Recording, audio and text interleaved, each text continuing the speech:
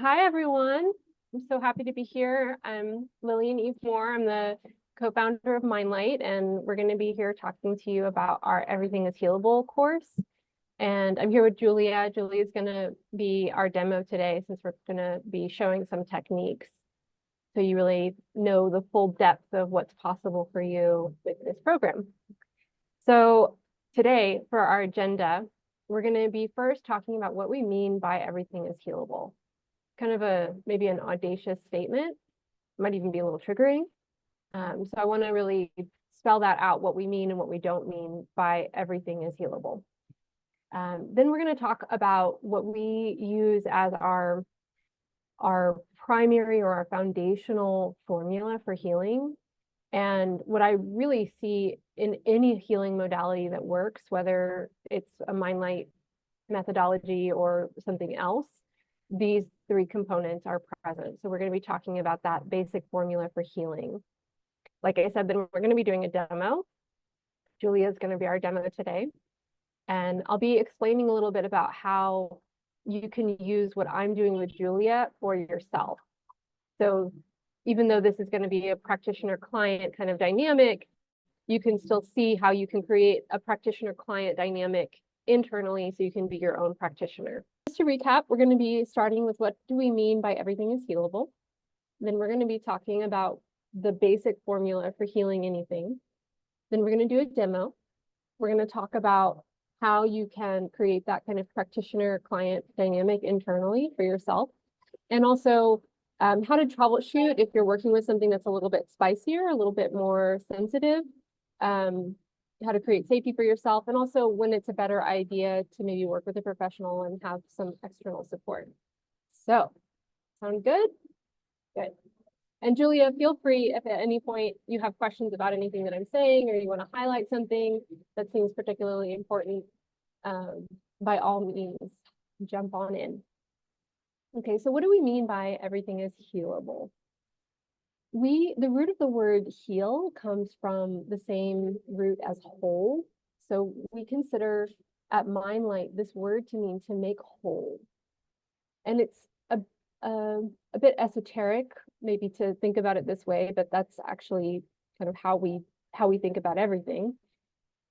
To make something whole is not even really necessary because we can't be anything but whole. So sometimes we may feel or experience ourselves as being broken, but in reality, we're always all present. So for example, let's say that you have an experience as a child that has you feel separated from a sense of safety. That sense of safety still belongs to you, even if you can't access it. Everything that you experienced before you had that crisis or trauma, whatever it was, that had you lose your sense of safety, you still have that life. You still have those memories. You still have that experience. You still have that identity. It's still a part of you. And also that trauma is also a part of you. And now everything that you became out of those experiences is also a part of you. It all exists inside of you. It's part of your biochemistry. It's part of your psychology. It's part of your personality. It's part of even your physiology. And so you are whole. So for us, the process of healing is regaining access to the parts of ourselves that we no longer feel connected to. And this extends even into things that we maybe feel are outside of our control. So life circumstances, physical conditions, but you can be whole about anything. And oftentimes the physical conditions, the circumstances change when we become whole around something. So that's our definition, is when we say everything is healable, what we mean is that you can become whole around any subject, anything that you've experienced, anything that you have going on, whether it's a negative pattern, whether it's a physical condition, whether it's a pattern that keeps showing up in your life, you can be whole around it. So that's what this course is for. It's teaching you how to access those parts of yourself so that you experience yourself as whole. Does that make sense? Great. Okay, so the next piece then is that everything part. This part might be a little bit triggering because sometimes when we go through something really big, it almost feels invalidating to think that we can fully recover from it. That we're not going, like the scars aren't mandatory, or we want to carry scars, or we want to carry some kind of condition around it forever, almost like a badge of honor.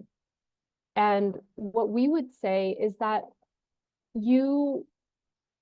everything is an asset. So you absolutely do carry everything, but that there's a way of thinking about certain experiences in that way that has us maintain separation from other parts of ourselves.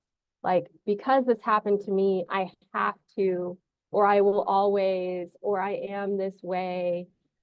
And that, when we say everything, what we're really looking for, what we're really wanting to target is including those things that you feel like you have to have forever. Like the best you can expect is to just cope with it. That's not true. You can be whole around absolutely everything. And there's a distinction between, say, bypassing, where you say, okay, well, that was in the past, I'm going to just try and forget about it, or I'm going to try and leave it behind, and having that kind of identity attachment to it, where you sort of put it on an altar in the center of your house and make it central to your life. We don't want to do either one of those things. So in this everything, what we're really talking about is including all parts of yourself to become anything that you want to be. Because of all of these parts of yourself, everything you experience, patterns, life circumstances, physical conditions, all of that is part of who you are. That is like your raw material to create your life with. That's your paint palette that you get to work with to create anything that you want. So it's not about negating certain things or saying that you have to be a certain way. When you get to that, everything is healable. Every part of myself is welcome. You get choice. You get choice about what are you going to do with all of that? Who are you going to be with all of that? What's possible for you with all of that? Sometimes this gets into pretty radical territory. Sometimes some of the things that we have in ourselves that we want to either highlight and pedestal or centralize are things that we're really attached to about ourselves. Like, I'm a survivor and I'm a fighter, or whatever. There might be really positive aspects. On the other hand, there might be things that we really don't even want to look at or don't even want to acknowledge are parts of ourselves. Maybe things that we want to pretend aren't even there, or that are really hard to be honest about. And that can also be part of this everything piece. So when you put those two things together, what we're really wanting to create with this course, what we have created with this course, is an opportunity to look at your entire self, your entire being, as valuable and worthy of your attention, in such a way that it brings it all on board as a resource, that you become a whole person that can move forward. I like to use the language up to speed with yourself, current with yourself. Like, everything that you've experienced has been digested, integrated, and now here you go with all of the power and nutrition you need to wisdom, compassion, depth, learning, but you're coming from every new moment with all of that fully integrated as a whole person, versus like being kind of tugged at by these parts that you're either avoiding or having to be a certain way. We're bringing it all together. So hopefully that makes sense. Julia, of course, hop in if I sound a little mumbo jumbo over here. So the next piece that we're going to talk about is, how do we actually do this? And you can hear I'm speaking kind of generally. We're not talking content specific, and that's because content is actually really less important. A lot of times when we're teaching practitioners, we get a lot of questions like, how do you work with X? How do you work with Y? How do you work with maybe chronic migraines versus how do you work with complex PTSD? How do you work with somebody who is maybe a veteran versus how do you work with somebody who just got mugged? What's the difference between something that happens as an adult versus something that's developmental? The difference between something that's happened to you versus something that's maybe a little bit more biochemical, like you've always been this way, you've always had a little bit of anxiety or something like that. It's all the same. You work with all of these things in the same way within this formula.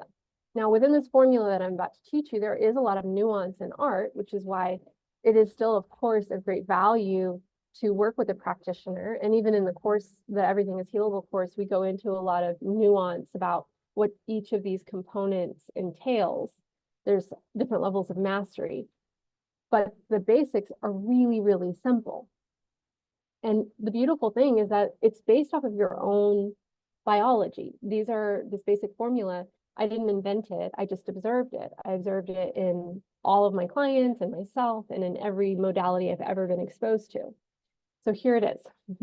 We want to have awareness of the wound. So whatever aspect of self that we are not whole with, that we experience as being other than, we want to build relationship with it. So that means looking at it, acknowledging it, seeing it, sensing it. A lot of ways to do this. Sometimes it's verbal, sometimes it's somatic. But the point is that you need it up on your screen. You need to see it. You need to have some kind of awareness of it. The next piece is that that relationship needs to come from you being in a seat of well-being.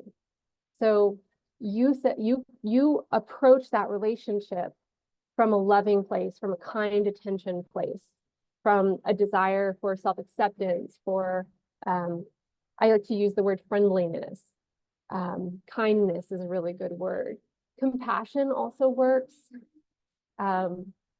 But I really love also works. Acceptance also works. I really like the word kindness though, because we can all access that when we think about how we might be with a friend who is having a hard time. So those first two components, the first one, you want to have a relationship with the wound or awareness of the wound. The second part is that awareness needs to be kind, a kind attention. The last component is that this needs to be made meaningful in the body. And that, again, can mean a lot of different things. But the heart of it is that because all of this lives in the body, the kindness, the part that's compartmentalized or the wound, all of these things are all housed in the body. And so when we make something meaningful to the body, then that gets stored. That's where we really get to see patterns disrupted and almost like a new identity formed, because it's got infrastructure. The pattern of self-acceptance starts to build lattice.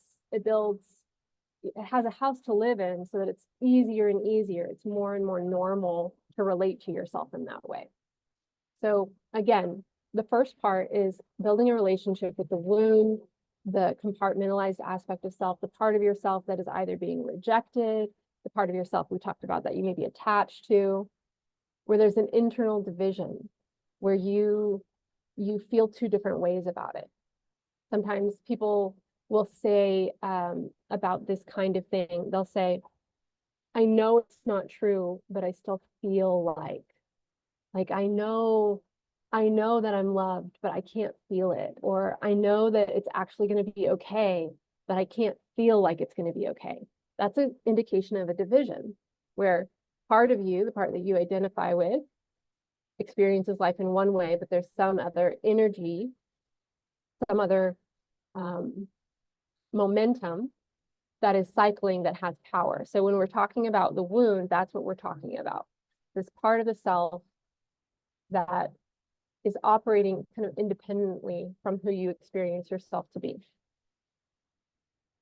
There's some kind of funny meta things to play with there around what the wound is, because sometimes we identify with the wound and we don't identify with who it is that we really are, who we really know ourselves to be. So you can experience it either way, but the point is that we're building relationship with the part that's compartmentalized, that there's separation. And then the next piece is that we're doing that with kindness, with kind attention. And then the last piece is that we do this in a way that is meaningful to the body. Sometimes I'm going to talk about a couple of ways that we do that just briefly, because it'll show up in the session that I give Julia. So it'll be good to hear what we're doing ahead of time. So one of the ways that we make it meaningful to the body is just having somatic awareness. So how does it feel? And when you do that, that connection between the mind and the body becomes stronger, and it opens up a channel of communication so that what's stored in the body is available to be worked with consciously, and vice versa, that what's happening consciously can rewrite what's being stored in the body. So when you say something like, how do you feel that in your body, or where do you feel that in your body? And can you use sensation words like, I feel it like heat and tightness in my solar plexus. Okay, great.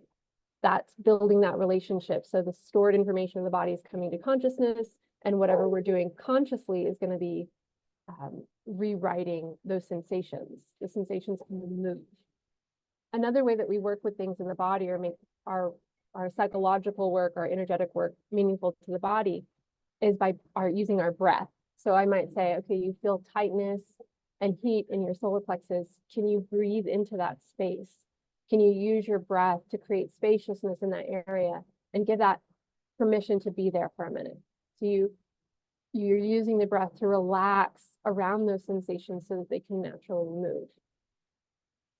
The last piece that we really like to use here at Mindlight, well, we do a lot of different things, but one of the primary techniques that we use is tapping. So it looks like this. Tapping works on acupressure points. Acupressure points are part of a system of energy of the body called meridians. These meridians are really powerful, particularly at bridging between psychological and physiological subtle energy. You could think about it like the electricity of a house or the electricity and the plumbing.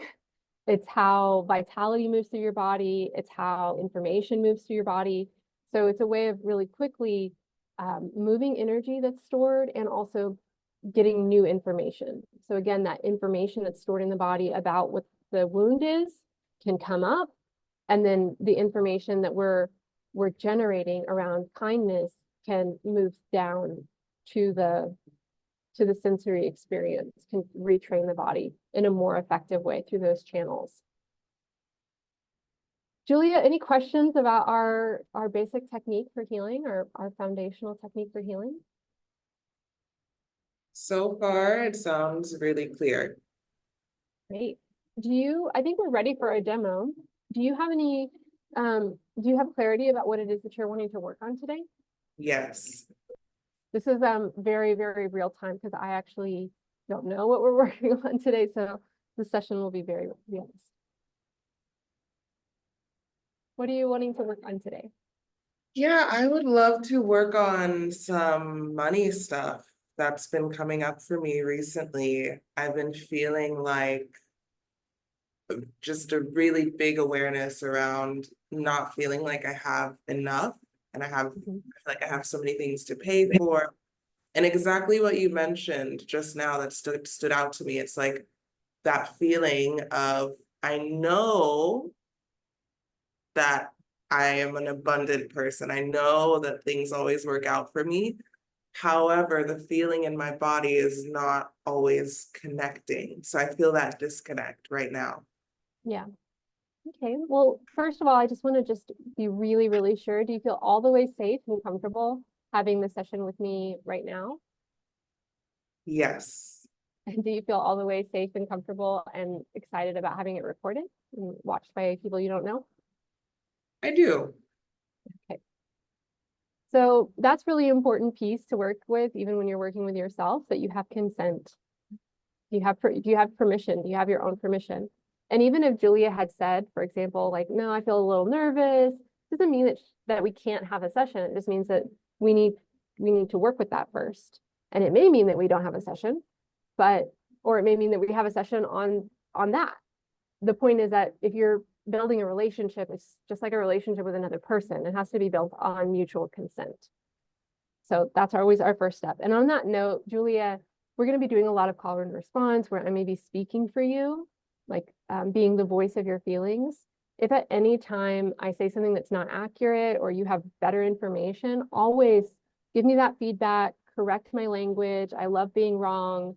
There's no, what's most important is what's true for you. I also may be giving you prompts about where to tap, or I might be telling you to breathe. Everything that I tell you is a suggestion. And if something doesn't feel good, please let me know. That way I can give you an updated and better suggestion. Does that all feel good? Sounds great. Great. Would it feel good to you if we went ahead and started by tapping, since this is already up? Okay, so let's start with some nice deep breaths.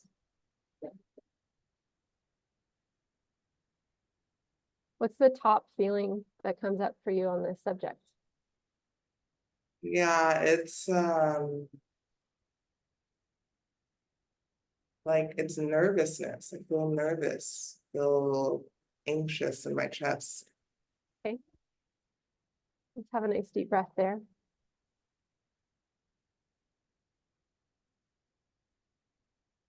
I have a question for you. How can you tell the difference between anxious and excited sensationally? Uh, with anxiousness, there's fear, and with excitement, it feels positive. Mhm. Teach me how to feel. First, teach me how to feel fear in your body. If I was gonna Uh, practice with you. how does it feel? It feels like things are caving in on me, like things are getting smaller and smaller, and I'm getting smaller, and everything Let's else do that. is getting heavier. Let's do that. Let's get small and everything being really heavy on you. Oof. Nice deep breath. Keep tapping if you can easily. Otherwise, you can also just enjoy surrendering to the terrible contraction. No room. Maybe your breath gets really shallow too. Yeah. Hard, heavy breaths. I'm gonna stay here for just like half a second more and then open up and breathe. Bleh. Oh.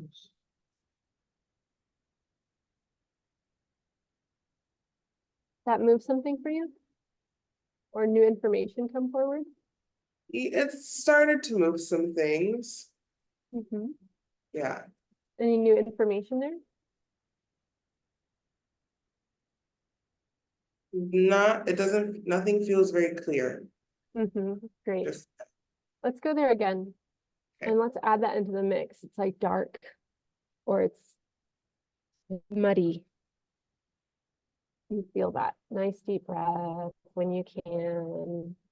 Let yourself have it.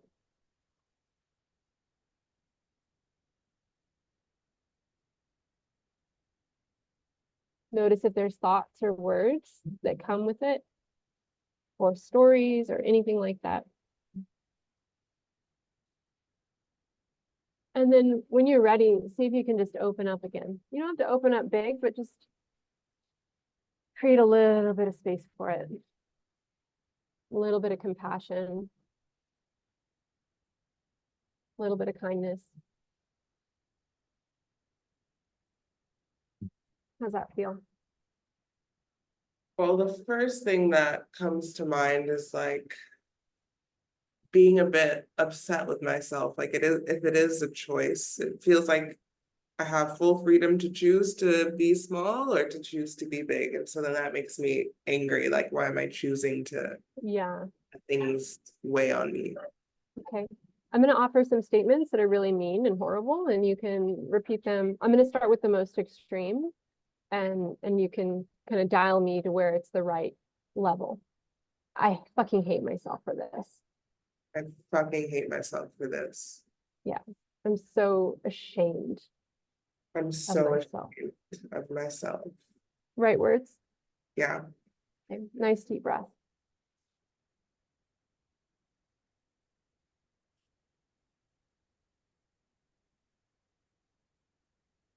I fucking hate myself for this. Fucking hate myself for this. Nice deep breath.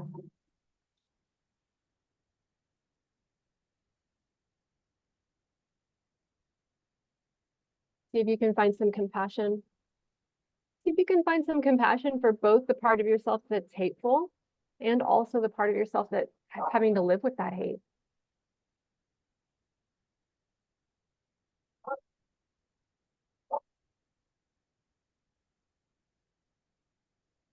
Really good.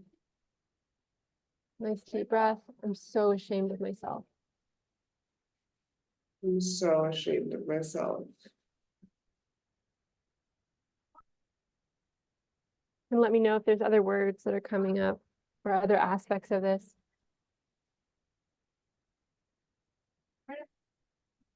Like I'm so irresponsible. Hmm. So there's something in there that's sort of like,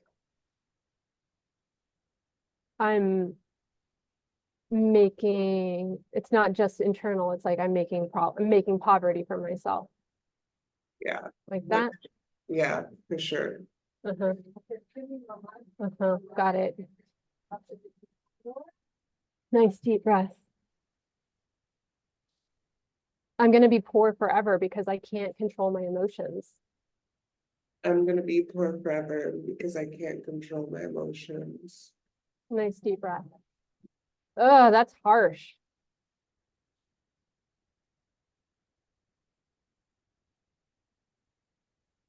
Are you pretty sure that's true? No, but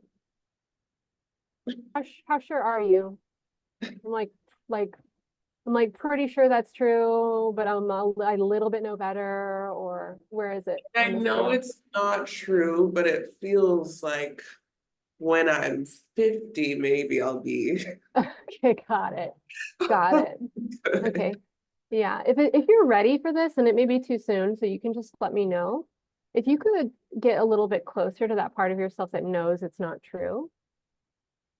Maybe you know that the universe is a little more gentle than that, that there are forces that are supporting you that are beyond your momentary doubts and fears. Like you live in a universe that can coordinate all of the movement of the stars and planets and ecosystems in perfect harmony. Probably you having a fearful thought for a few days in a row is not going to ruin your life. Oh gosh, that's funny. How's that feel? Does it feel accessible and true, or does it feel like, no, it's definitely going to ruin my life?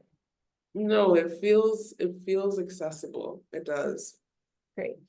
Yeah. If you want to pick up a little momentum around that, you can too. Like if you have any evidence of times where maybe you were a little lost and you got sort of scooped up. I think you actually recently had one where you had like a weird housing thing that wasn't the best ever, and then it ended up being a total upgrade. Yeah. Uh-huh. Yeah. And you didn't generate that by yourself. You had just enough availability for it to work out. You were open to it working out, but you had some stress, you had some concern. Yeah, Yeah. nice deep breath.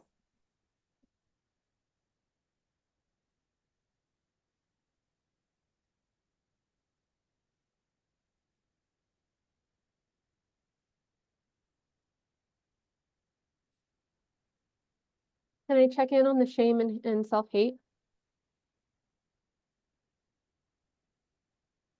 Mm, it's quiet now. Okay.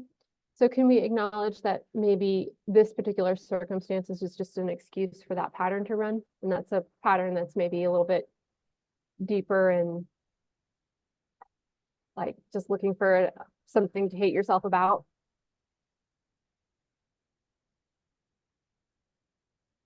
Yeah, that sounds like me. That tracks.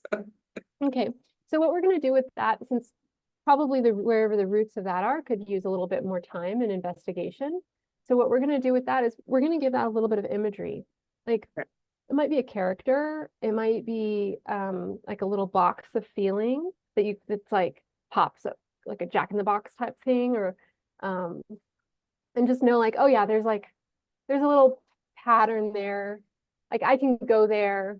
That's a thing that's available to me to do for now until I clean it up. Yeah. Yeah. Mm-hmm. The Jack in the Box is freaking accurate. Yeah. Okay, great. God, that's so accurate. Yeah. The crank is like, it's like happiness, and I get happier and happier, and then all of a sudden it's like, don't be happy for too long. Yeah. Yeah, yeah. Okay. Yeah, God.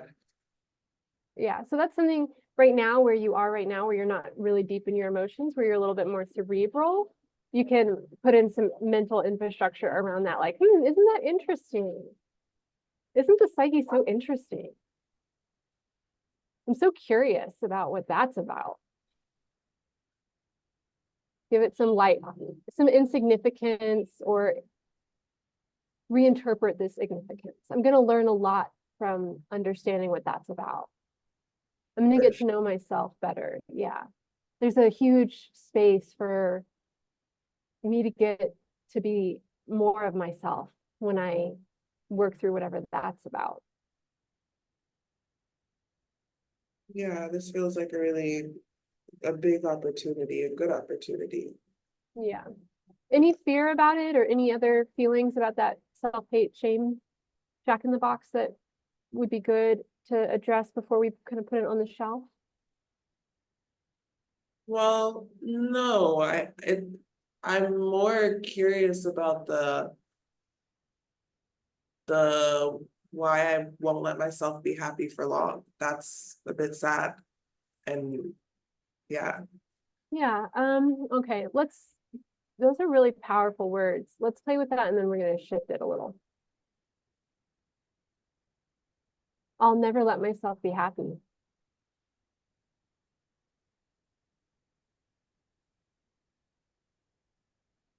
Deep breath all the way down to your toes. Feel your own love. Feel my love for you.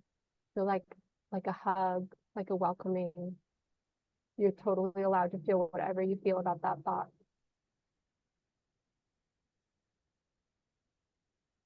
It's okay if it really, really hurts. Okay if it feels really sad.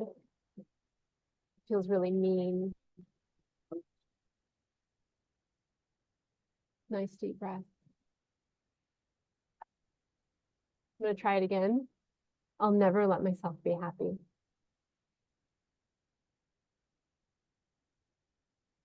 I don't want you to gather evidence if your mind is going there, but what I do want you to know is, what I do want you to notice is that you do gather evidence around that. Like, Yeah. you can gather evidence around that thought. Yeah. I never let myself be happy for long. Nice deep breath.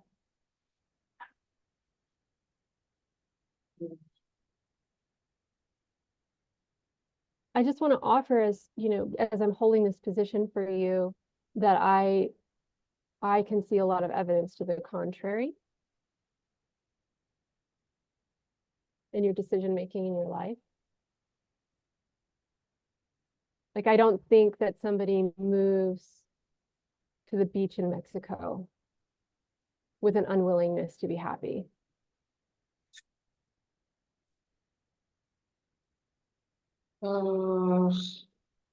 Yeah, so it's okay that your body that might not agree with me. We're just kind of bringing in a little bit of balance to play with, so you're not just, that heaviness kind of gets moved a little bit. Good. Nice deep breath again. And you can commit a little bit more if you want. You can get stubborn about it. You can get really attached and committed to, no, this is who I am. This is how I've always been. You just don't know me. Yeah, I've learned how to be miserable in paradise too. Nice deep breath. Oh, All right, I'm going to ask you a question. It's going to take just a little bit of self-honesty. yeah. From your perspective, do you think that there is a nucleus to this, meaning a real threat if you were to change this pattern? Or do you think that it's just a very, very strong pattern? Mm.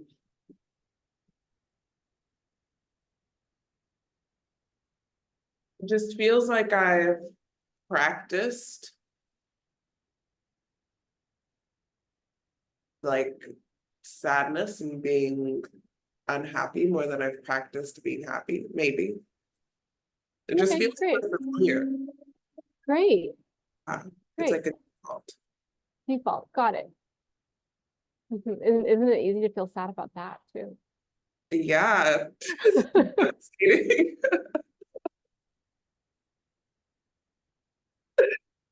God, yeah, that's so depressing. Yeah, nice deep breath. Oh,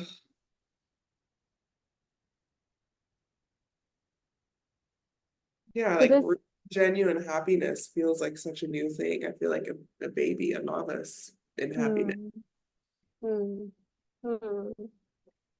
Yeah, so this is a really beautiful moment. I'm gonna have a teaching moment with you, Julia. This is for you and also for the people watching and listening. So we talked about that how we have a way of sort of pedestaling certain aspects of ourselves and we identify them. So we're more in our wound than we are in our true self. So a lot of times with trauma, it's the opposite, where we are like, I'm powerful, I'm good, and then we get hijacked by something kind of dragging us in.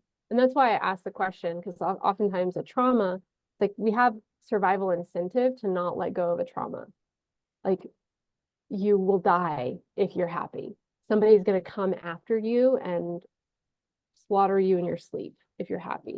That would be more indicative of a trauma versus where it's like really easy to go there and really hard to go there. And it's almost addictive. It's like if I was to try and pull you into a different direction, it would feel like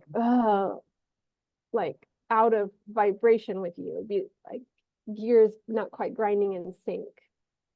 And so that's a situation where it's more about training and it's more about having a willingness to include the other parts of yourself. So so I was playing with like you choosing to move to paradise. Like in another moment, you and I could acknowledge that we could have a very different conversation about who you are and how you make your choices in life. Yeah. Yeah, Yeah. Does yeah. that feel a little bit more accessible? Honestly, don't fake it. A little bit, yeah. Yeah. So we have had conversations where you tell me your life story, and it's a really happy life story.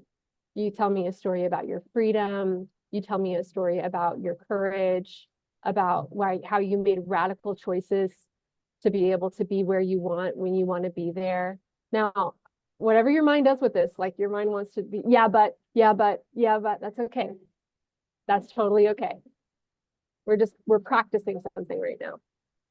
We're practicing integrating. Oh yeah, that is true too. Nice deep breath. Feel the discomfort that comes with having a positive image of yourself and a positive story about your life. Feel where you feel a little allergic to it. And use and use your breath. Yeah.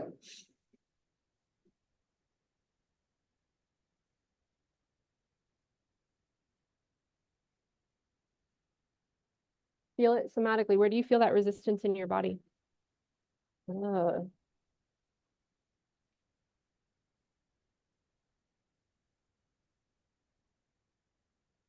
Yes, I feel it kind of in my throat.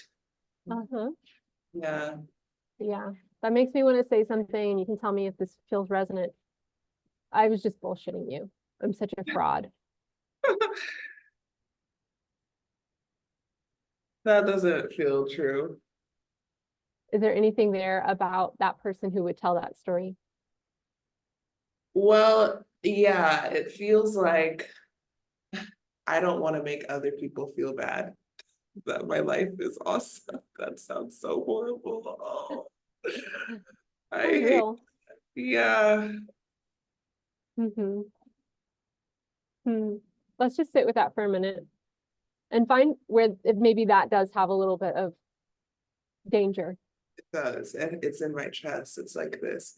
It's like when I can only, okay, so I have this clear image in my mind of when I used to work in a doggy daycare, and there was this dog that I had to wash that had a scab on its butt, and I rubbed against the scab and it winced, and I winced for it, like I felt the pain of the dog.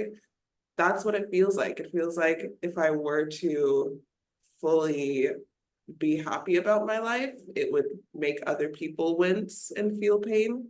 Yeah. Yep. Yes, it would. Just like when I tell you something nice about your life, it makes you wince in pain.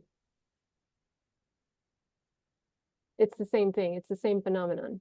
Because what you're doing is you're highlighting for another person what's possible for them, that they know is possible for them, but they have resistance to.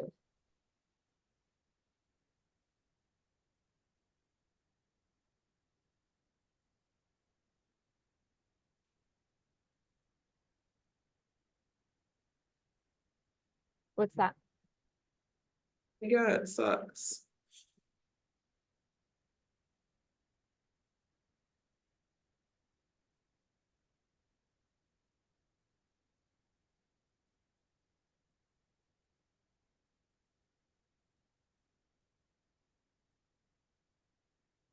Nice deep breath.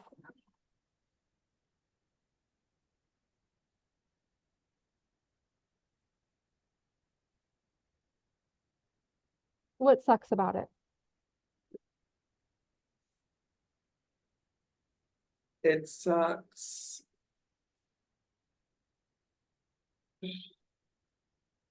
feeling like I have to like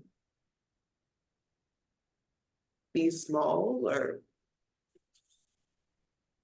that I feel better feeling small for other people. Mm-hmm. Mm-hmm. Okay. I'm going to offer you a little bit of a cognitive shift, and you tell me if it hits you in a meaningful way in your body. It's a little storytelling. Um, I have two boys. I have twins. And when you have children, you get to watch one of the most frustrating, I think two of the most frustrating learning experiences that we have as humans. One is learning how to walk and learning how to talk. Learning how to talk is brutal because it's there. It's there and it doesn't, I know I could do something that would have you understand me and I would get what I want and I can't. And if you have babies in your life, you'll know they cry. They throw tantrums when something is too high that they can't quite reach it yet. Or if there's a ball on the other side of the room and they can't get to it. Or when they want to communicate something and they don't quite have it yet to communicate. It's frustrating and it's hard, but it's mostly inspiring. Mostly it's inspiring. And that tension that they experience inevitably has them learn how to walk and has them learn how to communicate. And even children with developmental difficulties, even with physiological difficulties, if they're allowed to continue to have that tension, they continue to move the dial. They continue to get closer. They figure out a way to get the ball. Even if they don't have legs, they figure out a way to get the ball. Even if they never get words, they still figure out a way to communicate. The support comes in, that tension has us keep generating ourselves to be bigger and bigger and bigger. And haven't you experienced that yourself when you see somebody else and you're like, oh, that asshole, that rich asshole, that rich, happy asshole. And then you're like, oh, I need some of that. Do you ever have that Yes. where somebody else's success hurts a little bit? Yeah. It gets you where it counts, lets you know it's important to you. And eventually you recognize it's because you have that in you. Does that feel true? Yeah, very. Were you able to follow me all the way emotionally? Were there any yeah buts or gaps that came up? No. Okay. Nice deep breath. Nice deep breath.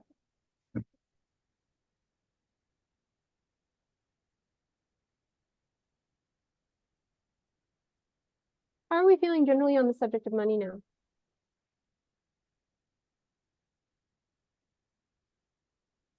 Good. I feel way more spacious about it.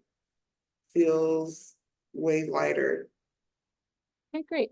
So I heard you identify a couple of things that were really good. One, that it's a pattern, so you might like practicing happiness. And I would suggest that you start by noticing and highlighting. So rather than attempting to generate, as much as just noticing when you are. Like if you're like, oh, pretty flower. Oh yeah, that's happiness. Like as you naturally move about your day, oh, delicious food. Oh, that's happiness. Oh, conversation with my buddy. This is happiness. What's happening right now? This connection, this moment with the environment and the vibes and the connection. This is happiness. I'm doing it right now.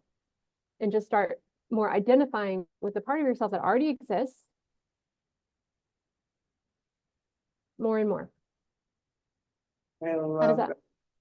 feel like good homework? Yeah. Okay. And then this last piece, we're gonna play with some language around this last piece that you brought up. Let's say it would be really good for the world if I get really good at being rich and happy. It would be really good for the world if I were to get really good at being rich and happy. Is that true? Yeah, it does. Any yeah buts around it? Yeah, but it's gonna be difficult.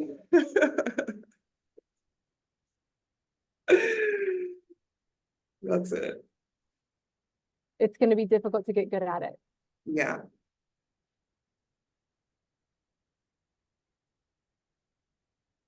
I haven't done it yet, so I don't know how difficult it's gonna be. I haven't done it yet, so I don't know how difficult it's gonna be. I insist that it be difficult. I insist that it be difficult. Notice if there's any meat on that statement. Uh,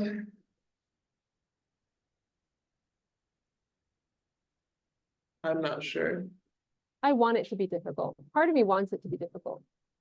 Part of me, that's not true. I'm really scared of it being difficult. Yeah, I'm really scared of it being difficult. Are you scared of doing a difficult thing? Or do you find relief in the idea that it's difficult and then you'll give up and have a good excuse?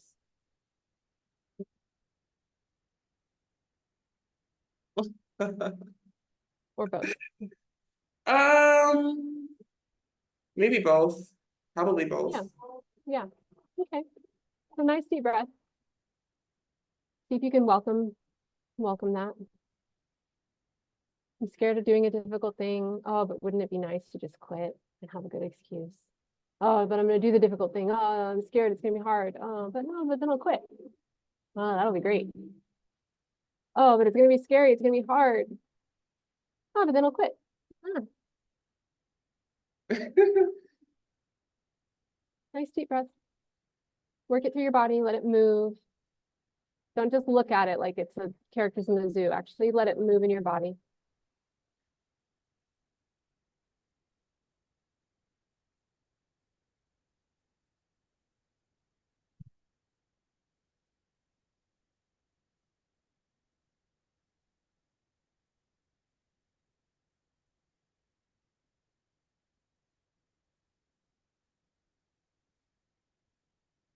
What's there for you?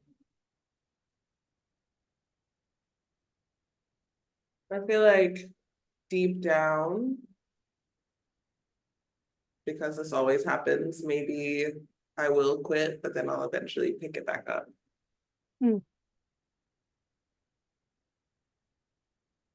And how does that feel? That feels good. Feels comforting.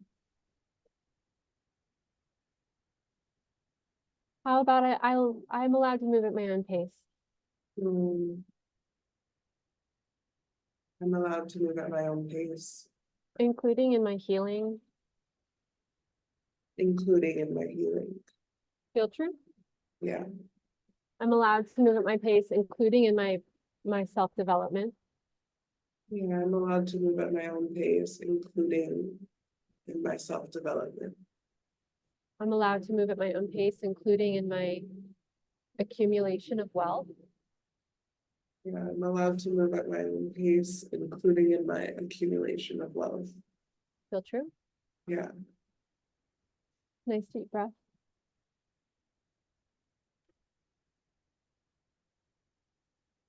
Okay, we're gonna bring in a statement that might be a little bit spicy and we'll see.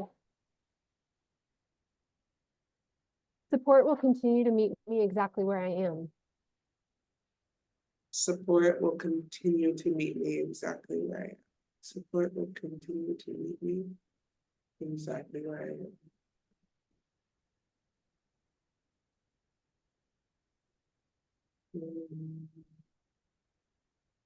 How does that feel? A bit like it's pulling me in two directions. Like, Uh-huh. yeah, Uh-oh. Right yeah, where I am, huh? yeah, yeah, That's not always an awesome place.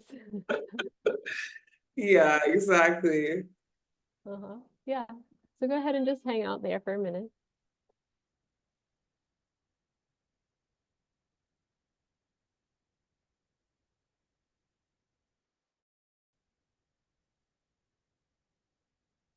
See if there's some spaciousness, maybe a larger view on that, maybe a larger humor, a larger. Yeah, there is. The other direction is like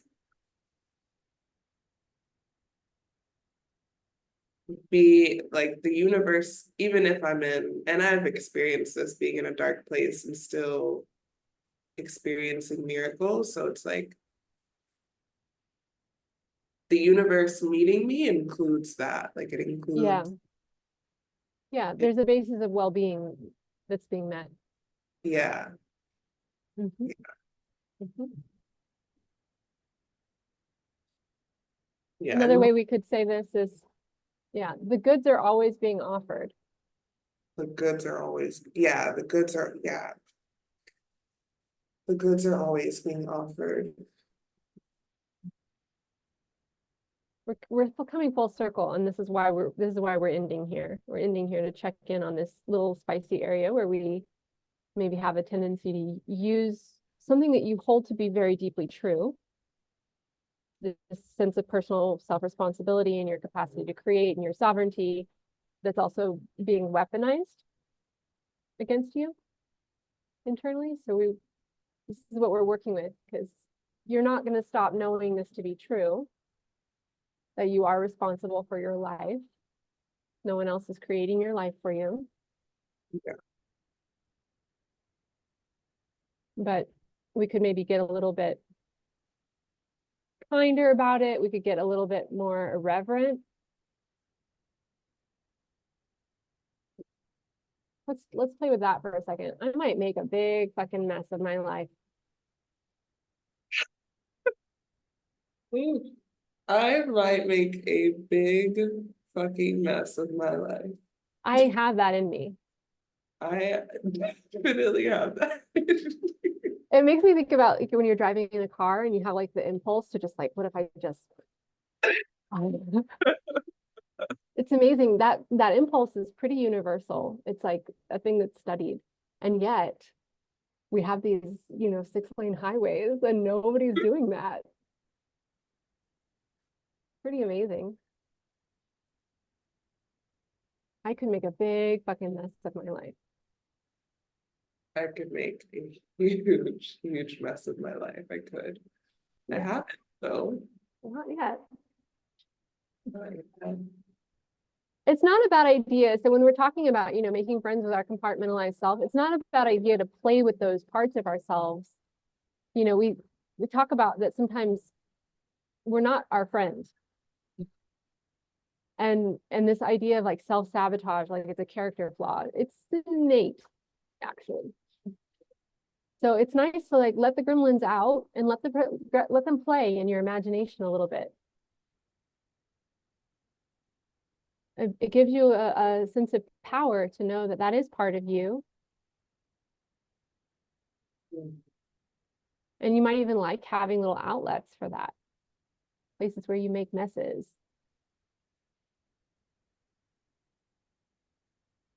What does that look like? Well, what I immediately went to, again, this is annoying about me, but I'm a mom, so I immediately went to like what it's like playing out dramas with your kids, like when you're playing make believe and there's a dragon and there's like, and you're like last night I was playing with my stepson and he was being a dragon, and I would come and like try and give him food and he would attack me, and I would like come and give him kisses and he would attack me, and it was like that was the game. The game was like, I'm gonna attack anything nice that comes to me. But you could play with it and you're just in your imagination. I mean, if you ever read the book Existential Kink, that's playing with it with your arousal. Mm. But the heart of it is finding the pleasure in it. Finding the pleasure in it in your imagination or in a small playscape in some artistic way, in a creative way, versus in your life, playing it out in your life.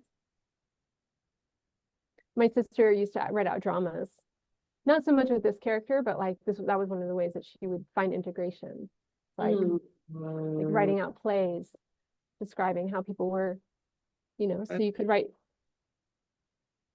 that out. I like that. Okay, we're gonna close it up. I'm gonna take a nice deep breath. See if you can just kind of universally welcome the you that's here now. All the places we went, nice touch in of friendliness, like, oh yeah, that's part of me too, that's part of me too. Nice deep breaths.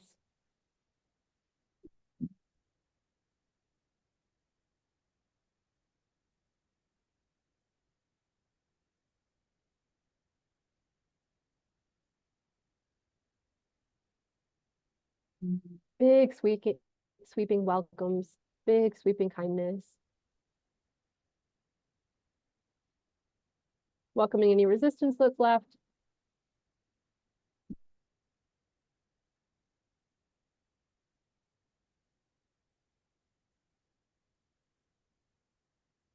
Nice deep breath.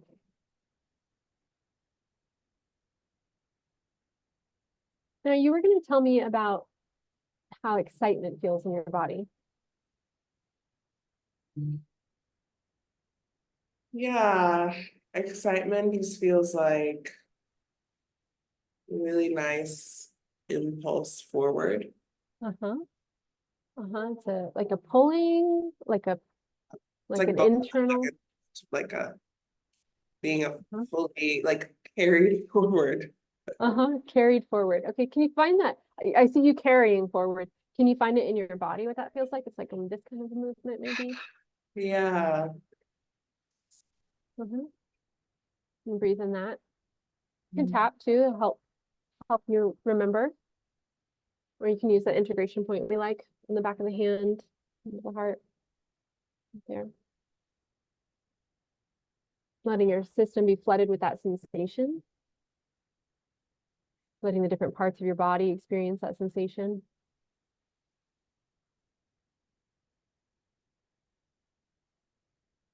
If this is too spicy, don't try. But if it's just right, then do. Now we're going to feel that excitement for money. What it feels like when a big old lump comes in or the new opportunity comes in. Again, if it's too spicy, then leave it alone. You might feel abundance of other things, like abundance of beach, abundance of sunsets, abundance of good food, abundance of learning,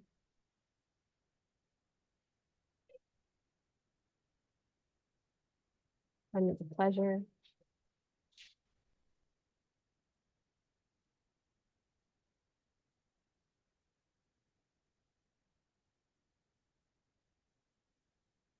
Bringing it into every cell of your body, letting every cell of your body memorize this.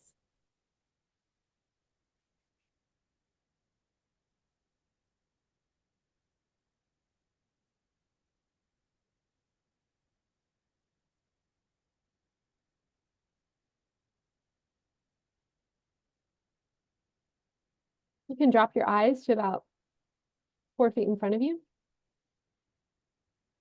Take 3 more deep breaths on the sensation. The sensation of excitement about abundance, to whatever level of specificity you can get to.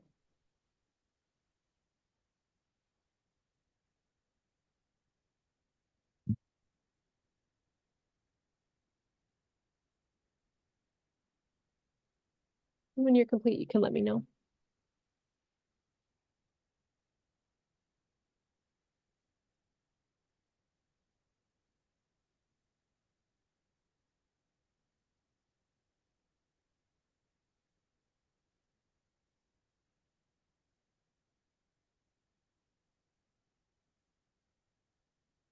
I feel complete.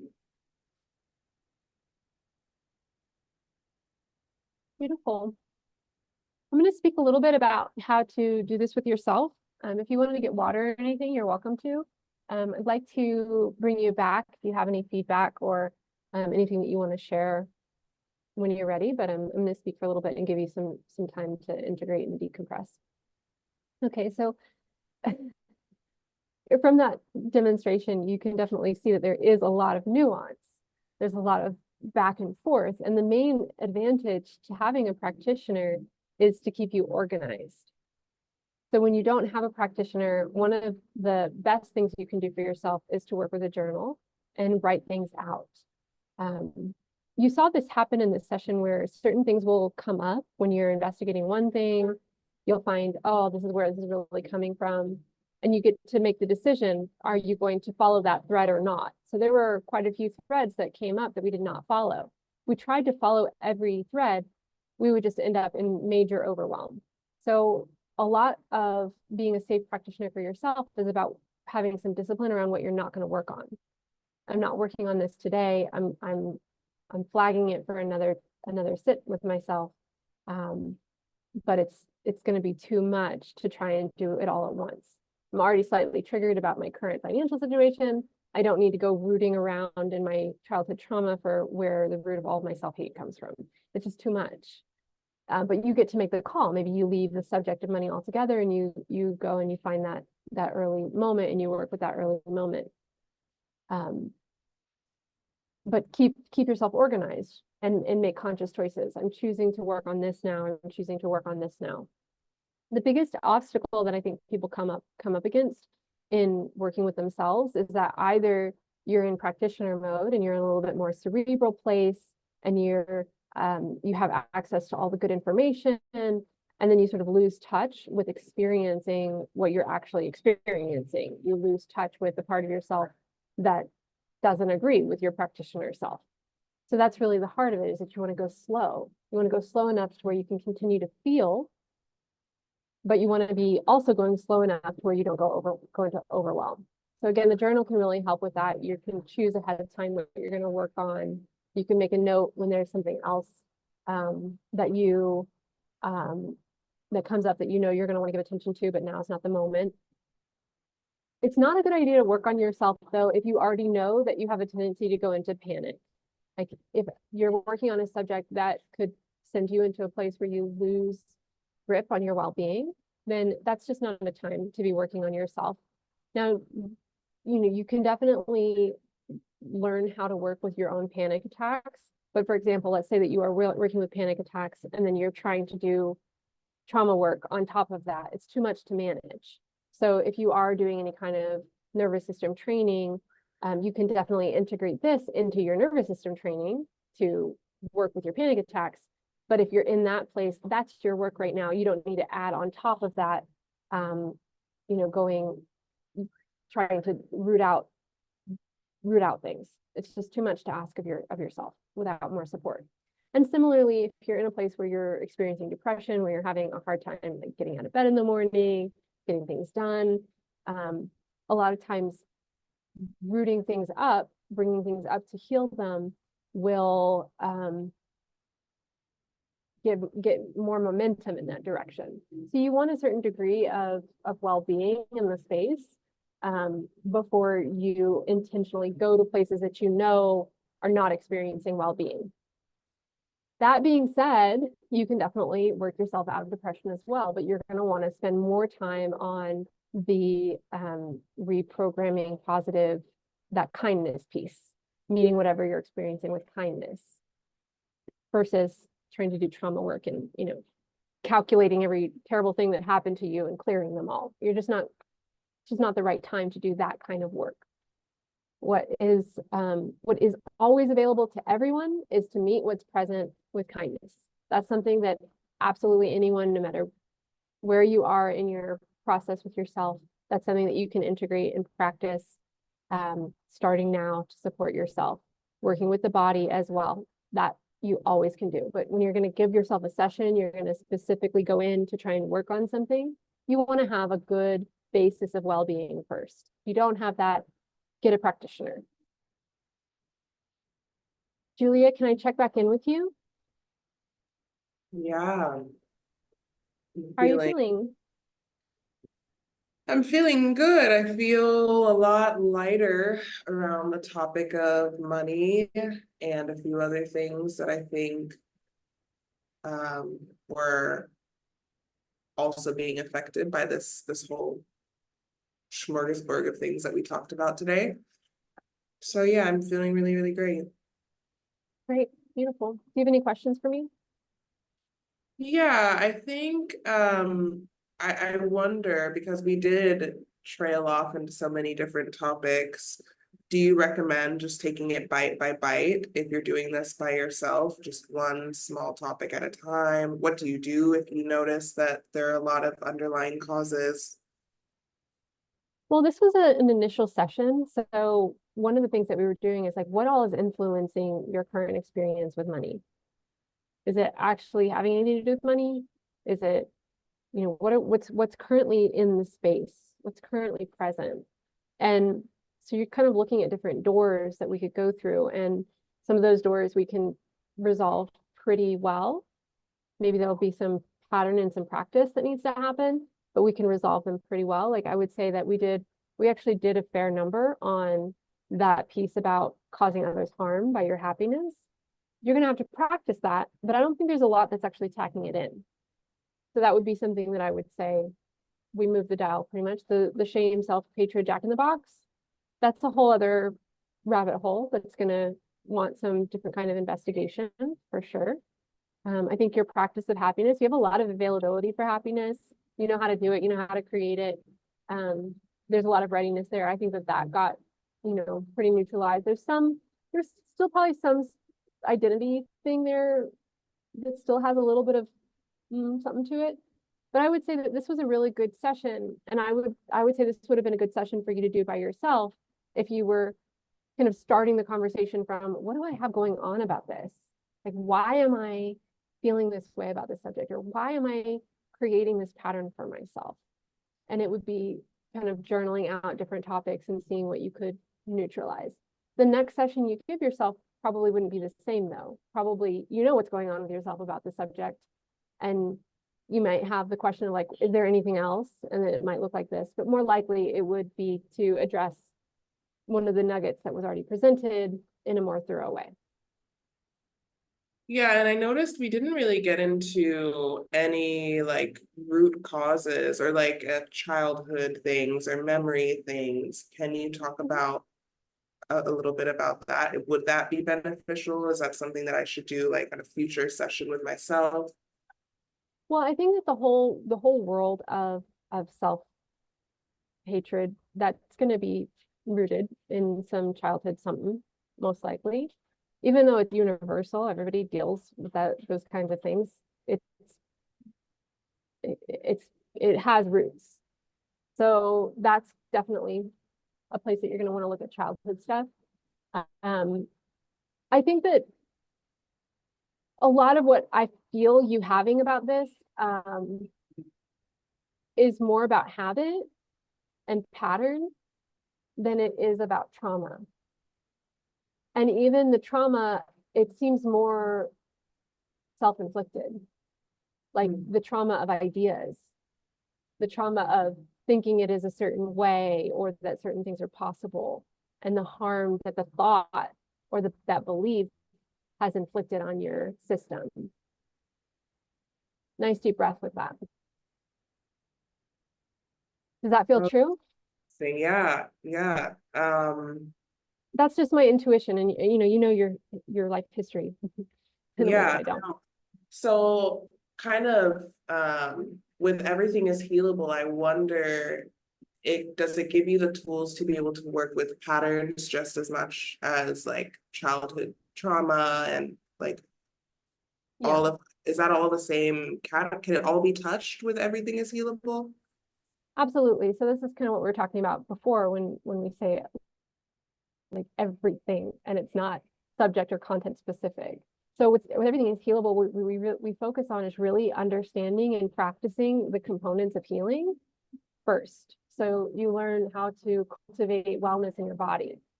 You feel to cultivate kindness, cultivate that friendly attention, so you don't just collapse when you're facing a part of yourself that's more difficult to relate to.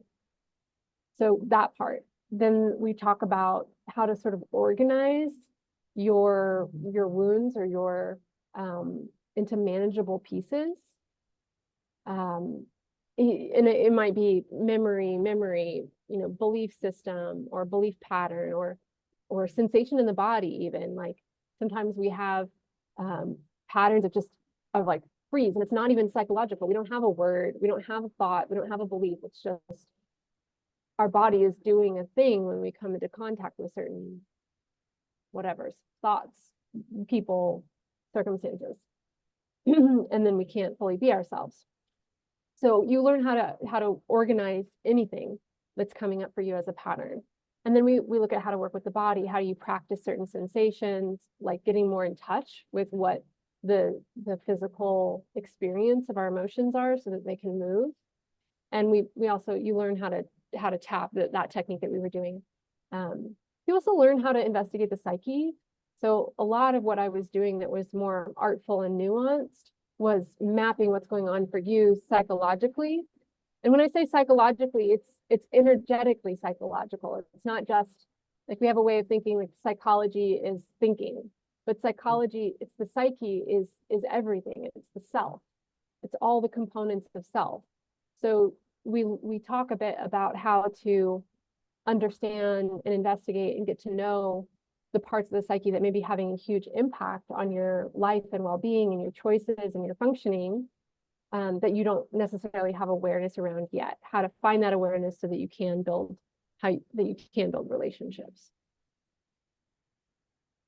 Okay, and then I have two questions that come up for me around the actual course, Everything is Healable, that I think may be some frequently asked questions. So the first one is like, how long would it take for me to actually get to the point where I can have a session with myself and say, okay, today I want to work on some relationship trauma, and I want to know that I can make progress on that with myself in a session? How long would it take me to get to that point with Everything is Healable?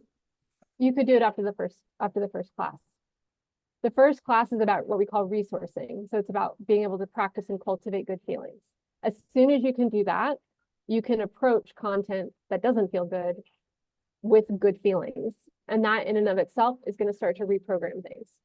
Now, there might be subjects that you can't do, or that you're not going to be giving yourself a very thorough subject. But if you did just what was described in that program or in that class, in the first class, and you practice well-being in your body, I'm just going to practice feeling good in my body and then touch money. Practicing feeling good in my body, practicing feeling, I feel good. I like trees. I like clouds. I like my thoughts. My hair looks cute today. Yesterday was fun. I like sandwiches. Money. Okay. Woo. Okay, no. I like wiggling my toes. I like taking deep breaths. Isn't it incredible that I can breathe? It's great having a body that can breathe. Money. If you just did that, you would eventually retrain yourself without even any more knowledge or art. Cool, okay. And so that brings up another question, me making it now 3 questions in total. Is there any topic that you would say is too big to work on by yourself? No, It's not inherently too big. It might be too big for me to work on myself at this moment. Absolutely. But not inherently. Like I wouldn't say like, oh, if you have suicidal ideation, definitely you're not allowed to work on that. No. You already, this is the thing. You're already living with it. The worst, scariest, most overwhelming, terrifying thing that you could possibly uncover about yourself in a session with yourself, you already live with that. You're already living with the impact of that. Now, that doesn't mean I recommend people jump into those parts of themselves in full glory without any kind of stability or training or support. But the idea that there's like, that you're some kind of monster that's going to come out and eat you, it's just, you already are yourself. You already are living with the consequences and the risks and the dangers of what you've got going on. It's more about what's kind. If you're already having panic attacks, is it kind to go back to the worst thing that's ever happened to you and try and build a relationship with it? It's just not nice. It's not nice. And because it's not nice, because it's not kind, it's going to be harder. So it's just why? Why do it that way? Got it. Okay. And then the last question is, in a session with myself, because I tend to be, and probably a lot of people tend to be very mental, and it can be a little bit harder to tap into the emotional side of things, or like a lot of people who have been in the self-development world, it's kind of easy to talk yourself out of a particular lane that could probably help you. How do you stop yourself from blocking yourself in a session? How do you stop yourself from, yeah, from blocking yourself? Yeah, so this is something that when I say go slow, that's really what I'm pointing to. So let's say that you're journaling your process and you have a statement like, I won't let myself be happy. And you write that and you feel it when you write it. So stop and feel and don't go anywhere else. You're already on the most important thing. This is different than a journaling practice, or journaling practices can be really helpful. What we don't want to do is think. We don't want to be thinking about our problem. We don't want to be thinking about our pain, thinking about our wound. This is the biggest trap in our own psyche, is that we think we can think our way out of our experience. And it just doesn't work like that. That's not the function of the mind. The mind goes round and round and round and just scoops up like things. And it's not until we have awareness, which is it's a different process, that witness, that we call it kind attention, is it's the integrative part. It's the part of ourselves that can have awareness of the self. That part of ourself has to be online. Otherwise, we're just going to do whatever's automatic, even if whatever is automatic is not helpful. And a lot of times when we are thinking about our problem, we think we're thinking our way out, but we're thinking our way in, because our thinking is coming from that same place when we're in that emotional state. So if you were to try and think your way out of, I won't let myself be happy, you're going to gather more momentum and evidence around unhappiness. Oh, I do it here. I do it for this reason. This is where I learned it. And you might get a lot of good information that you can't do anything with because you're in it. And meanwhile, you're practicing being unhappy. Whereas if you just acknowledge, this thought, this belief exists in me. What does that feel like?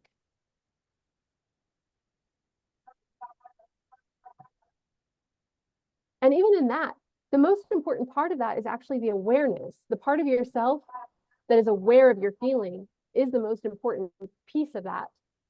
More important than actually feeling the pain is the part of yourself that's aware that you're feeling the pain. You're already feeling the pain.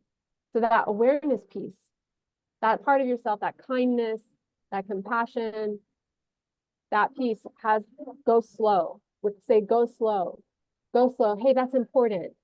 I care about that feeling. I care about you. Have a breath there. This matters. Your feelings matter. That's that voice. Great. Okay, that's all I have. One of the things that I love about this program is that you learn in multiple ways. So a lot of information that I shared with you today is information that you have. Like I said, this basic formula for healing, it's in any healing modality that works. It's not specific to Mindlight. You can find it anywhere, and it's something that you can do right now. So the value for me of the program is actually having that support to practice something, to have a space for training. So you get the information, and it's good to have those reminders. But I think what's most valuable is you actually get guided through experiences. So it's more like having a practitioner. You also get the trauma audio course, which I know Julia is a big fan of. And that's like actually having sessions. You get guided through sessions.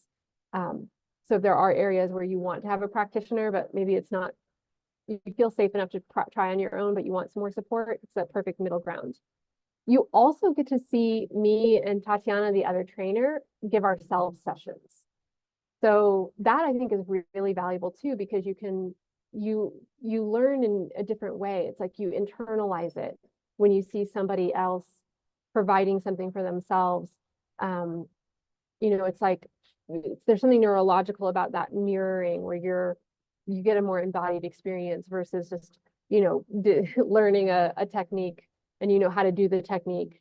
You do learn techniques. We teach EFT, which you may or may not already know. We teach mindful focusing. We teach a technique called matrix reimprinting, or we sometimes refer to it as journeying. So we do teach specific techniques for working with the past, or techniques for example, today with Julia, one of the techniques that we used was what we call box technique, where you give your emotion a physical form to work with. So you learn specific techniques, but the greater value to me is that it's training. It's something that you experience. You experience it through the guidance, and you experience it through the modeling, versus just like reading a book or taking a course that teaches you how to do something.